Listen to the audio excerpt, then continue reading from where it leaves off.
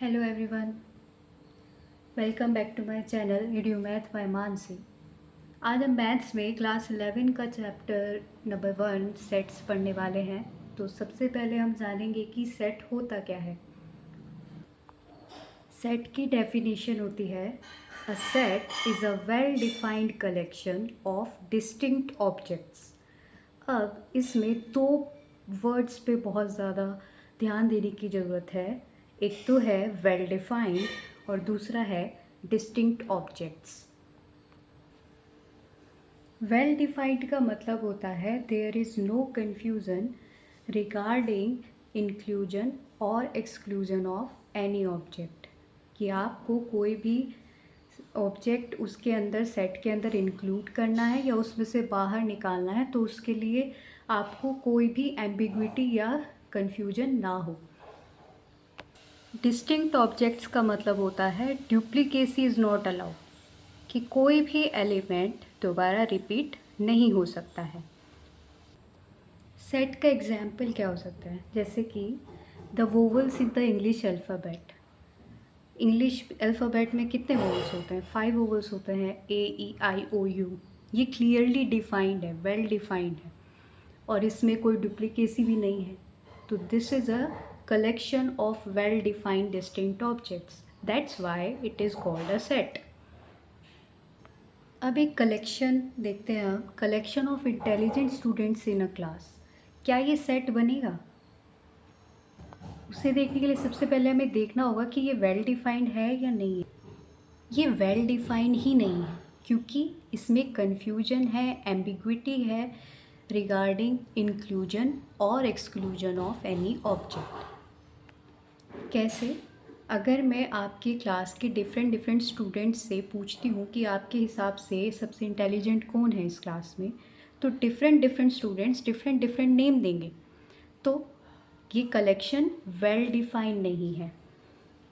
So this collection is not a set, क्योंकि एक teacher या स्टूडेंट जिस बच्चे को स्टूडेंट को इंटेलिजेंट कंसिडर कर रहे हैं, वो दूसरे स्टूडेंट के नज़रिए में, ओपिनियन में डिफरेंट हो सकता है। तो ये जो है टर्म इंटेलिजेंट सब्जेक्टिव है, इसलिए एम्बिग्विटी आ गई। ये वेल डिफाइंड कलेक्शन नहीं है, इसलिए ये सेट नहीं है।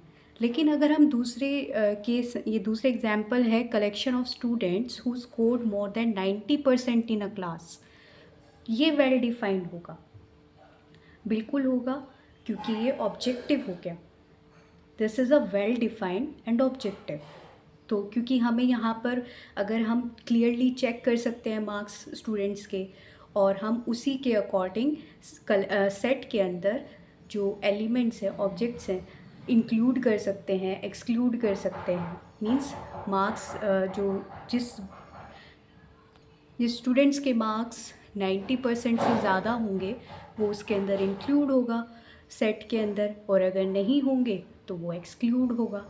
तो देयर इज़ नो एम्बिग्विटी और कन्फ्यूजन रिगार्डिंग इंक्लूजन और exclusion of any objects, that's why it is a set. Generally, sets are denoted by capital letters A, B, C, X, Y, etc. और जो objects होते हैं, members या elements set के, ये synonymous है। Objects बोल दीजिए, मेंबर बोल दीजिए या एलिमेंट्स बोल दीजिए। तो ये स्मॉल लेटर से हम इनको शो कर डिनोट करते हैं, A, B, C, X, Y, Z, etc. अगर हम बोल रहे हैं कि एक एलिमेंट है स्मॉल a, वो कैपिटल A के अंदर है, यानी ए स्मॉल a तो हमारा एलिमेंट हुआ, मेंबर हुआ सेट का, और वो कैपिटल A सेट में है। तो हम लिखते हैं कि A, दिस सिंबल जो ये दिख रहा है आपको, ये ग्रीक सिंबल होता है जिसे एप्सिलॉन कहते हैं। सो A बिलोंग्स टू A। इस एप्सिलॉन का मतलब होता है बिलोंग करता है। अगर ये बिलोंग नहीं करता है, सो हम इसको इस तरीके से लिख देते हैं कि एप्सिलॉन के ऊपर एक लाइन से कट कर देते हैं, कि इसका मतलब होता है it doesn't belongs to a. Representation of a set, कोई भी आप सेट को रिप्रेजेंट करना चाहते हैं तो दो मेथड है रिप्रेजेंट करने के। पहला है रोस्टर और टेबुलर फॉर्म, और दूसरा होता है सेट बिल्डर फॉर्म। रोस्टर और टेबुलर फॉर्म में क्या होता है कि will store the elements separated by commas. जो भी एलिमेंट्स होते हैं हम उन्हें कर्ली ब्रैकेट के अंदर रखते हैं। उनको सेपरेट किससे किया जाता है? कॉमा से किया जाता है। जैसे कि the set of natural numbers less than 8, तो इस सेट को मुझे रिप्रेजेंट करना है रोस्टर या टेबुलर फॉर्म में। तो लेस देन 8 नेचुरल नंबर कौन कौन से होते हैं? 1 2 3 4 5 6 एंड 7। तो मुझे इन सभी एलिमेंट्स को सेट की फॉर्म में लिखना है, तो मैं क्या करूँगी, एक कर्ली ब्रैकेट के अंदर इनको कोमा से सेपरेट करके ऐसे लिख देंगे। अब कुछ नोट है, जैसे पहला नोट है कि रोस्टर फॉर्म में ऑर्डर इमटेरियल होता है एलिमेंट्स को लिस्ट करने का। जैसे अभी ऊपर एग्जाम्पल में the set of natural numbers less than 8 को हमने 1 2 3 4 5 6 7 ऐसे लिखा है। तो अगर मैं इसको इनके जो ऑर्डर हैं वो चेंज कर दूँ, 2 को पहले लिख दूँ, फिर 3 1 5 7 4 6, या 2 3 1 7 6 5 4, या 5 6 4 3 2 1 7, कुछ भी आप लिख दीजिए एलिमेंट्स को आगे पीछे करके, ये मैटर नहीं करेगा, ठीक है। ऑर्डर इमटेरियल रहता है, तो आप ऑर्डर चेंज करने की आपको यहाँ पर अनुमति है। दूसरा नोट ये है कि रोस्टर फॉर्म में जो एलिमेंट होते हैं उनको जनरली हम रिपीट नहीं करते। ये तो सेट की डेफिनेशन ही अपने आप कहती है कि set is a well defined collection of distinct objects. तो डिस्टिंक्ट वर्ड यहाँ पर ऑलरेडी इनहिबिटेड है, तो इसमें यहाँ पर जैसे set of letters forming the word school, तो स्कूल में तो कितने वर्ड्स हैं? SCHOOL, कितने हो गए? 6 वर्ड्स हैं। लेकिन जब हमें इसका सेट लिखना होगा, सेट के रूप में लिखना होगा इसको रोस्टर फॉर्म में, तो हम सिर्फ वो ही एलिमेंट्स इसके अंदर लेंगे जो रिपीटेड नहीं है। जैसे SCHO 2 बार आया है, तो हम उसको O को एक बार ही लिखेंगे और फिर L।